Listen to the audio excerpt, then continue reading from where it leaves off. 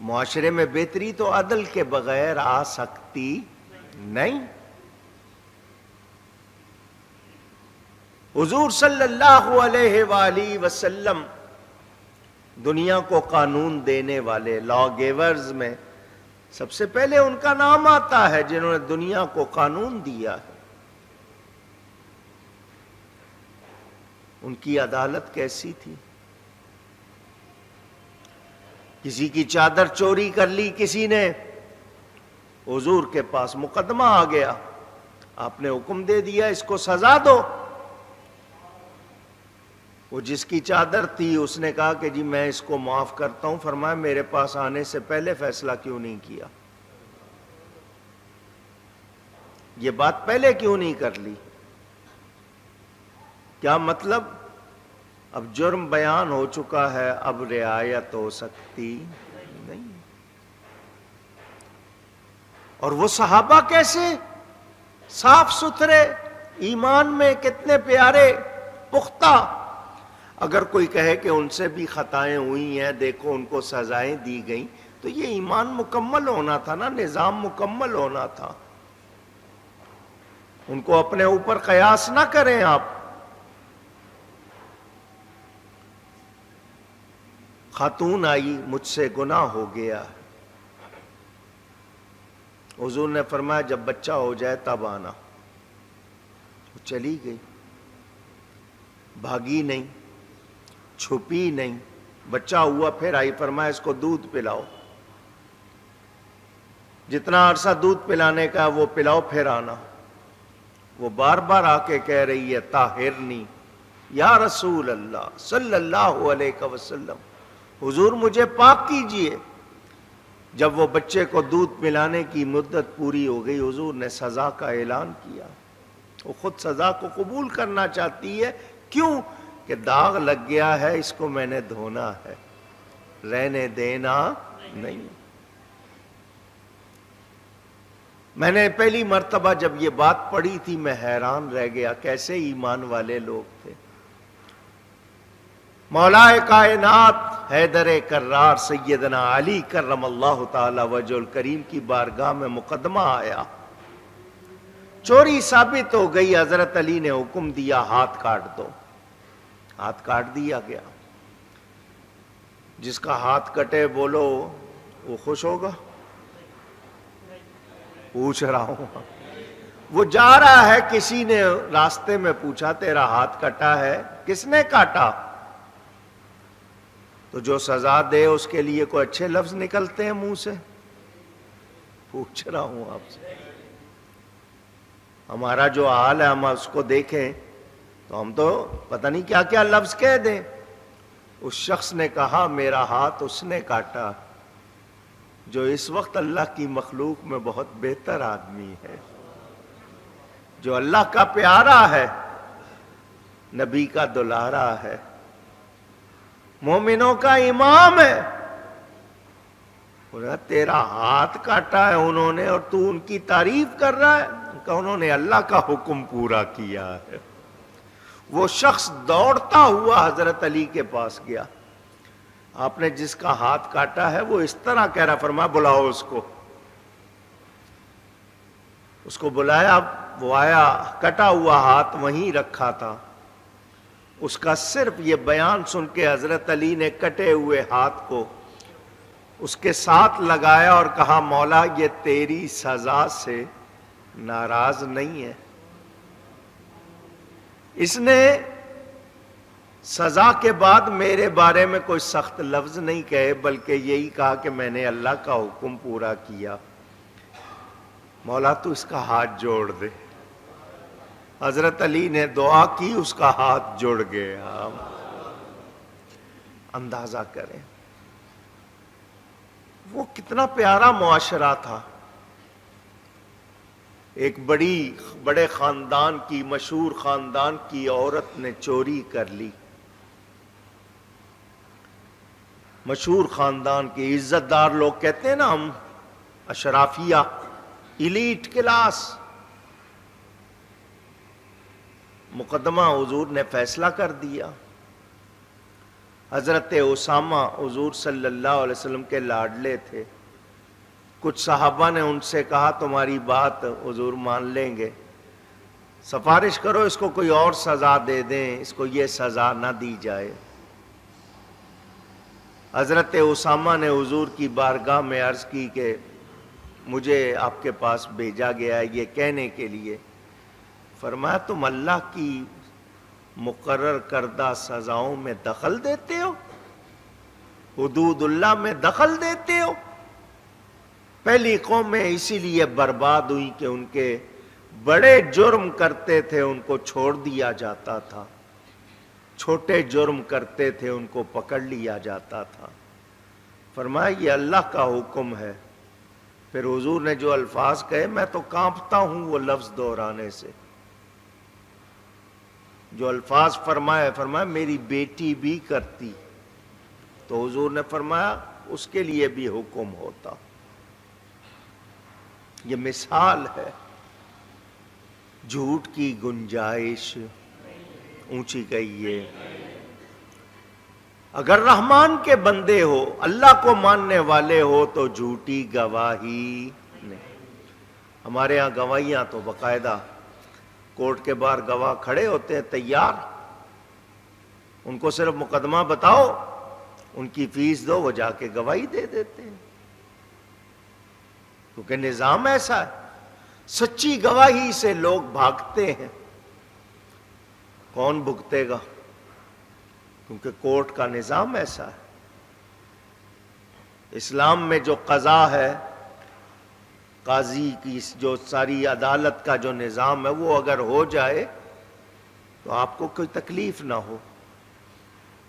مگر یہاں کورٹ سے زیادہ تو میڈیا بنا ہوتا ہے جج, اس سے زیادہ سوشل میڈیا والے جج بنے ہوتے ہیں فیصلہ کرنے والے. سچی گواہی دیتا کوئی نہیں, جھوٹی کے لیے سب تیار. علاقوں میں ڈان بنے ہوئے لوگ گنڈے ہیں, بدماش ہیں. بدماش کا مطلب بری بسر کرنے والا, برے طریقے اختیار کرنے والا.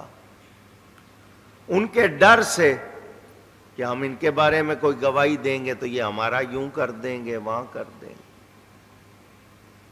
آپ کے یہاں نظام ایسا ہے, ماحول ایسا ہے, گواہ کو اپنی جان بچانی مشکل ہو جاتی ہے, اور اکثر ہوا یہ. آپ کے ہاں کراچی شہر میں بھی جو معاشرہ رہا, آپ نے پچھلے جو کچھ برس گزارے, کسی کے بارے میں آپ بول کے دیکھتے تھے صفایا ہو جاتا تھا. کیا ہے یہ ایمان اونچی کہیں نہیں. دین اسلام دنیا میں, کائنات میں سب سے بہترین دین ہے. مسلمان کو بھی بہترین ہونا چاہیے. اسلام تو بہترین دین ہے, مگر آج مسلمانوں کی جو حالت ہے وہ بہترین نہیں ہے. میں نے پہلی بات کی آپ سے کہ سب سے بڑا گناہ شرک کے بعد جھوٹ کو کہو, کیونکہ یہ سارے گناہوں کی جڑ ہے. آپ کو میں نے یہ حدیث شریف سنائی تھی, پہلے بھی سنائی ہے, پھر سن لیں. حضور صلی اللہ علیہ وسلم کے پاس ایک شخص آیا, مسلمان ہوا. اس نے کہا جی مجھ میں بہت ساری برائیاں ہیں, پیتا بھی ہوں, بدکاری بھی کر لیتا ہوں, جوا بھی کھیلتا ہوں, یہ بھی کرتا ہوں, وہ بھی کرتا ہوں, گناہ بہت سارے ہیں, بہت سے غلط کام کرتا ہوں, مسلمان ہو گیا ہوں, مجھ سے ایک چیز چھوڑوا لے. آپ جو چیز کہیں گے میں اس کو چھوڑوں گا, اور ایسا چھوڑوں گا جیسا کہ چھوڑنا چاہیے. آپ مجھے فرمائیں, وعدہ کرتا ہوں آپ سے وہ چیز چھوڑ دوں گا اور پھر دوبارہ نہیں کروں گا. اس نے کام کئی سارے بتائے تھے, یہ بھی کر لیتا ہوں, وہ بھی. فرمایا جھوٹ چھوڑ دے. اس نے اس وقت اہمیت کو نہیں سمجھا اور وعدہ کر لیا. اچھا, آج کے بعد جھوٹ نہیں بولوں گا. ابھی آپ کے پاس اٹھ کے جاؤں گا, اب جھوٹ نہیں بولوں گا, وعدہ پکا. جیسا میں نے کہا کہ ایک چیز چھوڑوں گا, آپ نے کہا جھوٹ چھوڑ دوں گا. اس کے بعد اس کو پینے کا دل چاہا، باہر نکلا، کوئی مل گیا، کدھر جا رہے ہو؟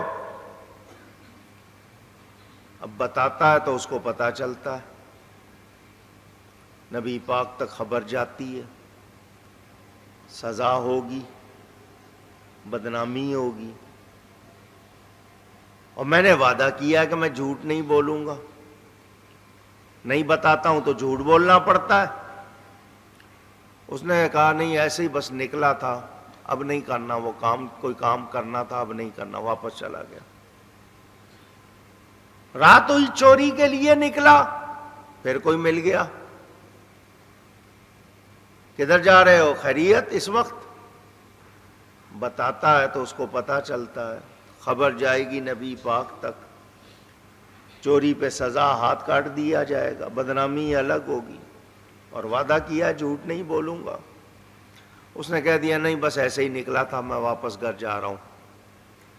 وہ جس کام کو بھی سوچے وہ ہو ہی نہ پائے، کیونکہ جھوٹ نہیں بولنا تھا۔ حضور کی بارگاہ میں آیا، حضور آپ نے مجھ سے جھوٹ چھڑوایا، مجھ سے کوئی اور گناہ ہو ہی نہیں رہا، جو کرنا چاہتا ہوں کر ہی نہیں پا رہا، آپ کوئی اور چیز چھڑا لیں۔ فرمایا میں نے جڑ کو پکڑا، جھوٹ چھوٹ جائے تو ساری برائیاں اونچی گئی ہے،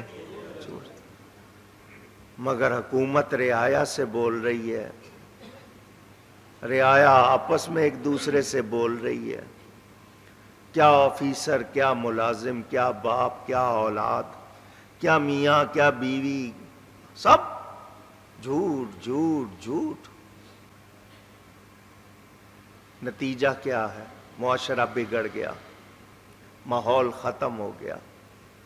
اب کہتے ہیں برکت نہیں رہی، تو جہاں جھوٹ ہوگا وہاں برکت ہوگی، اونچی گئی ہے۔ جھوٹ بولنے والا ہو اور کہے کہ جی میرا رزق نہیں صحیح مل رہا مجھے، تو جو بول رہا ہے اپنی زبان ٹھیک کر،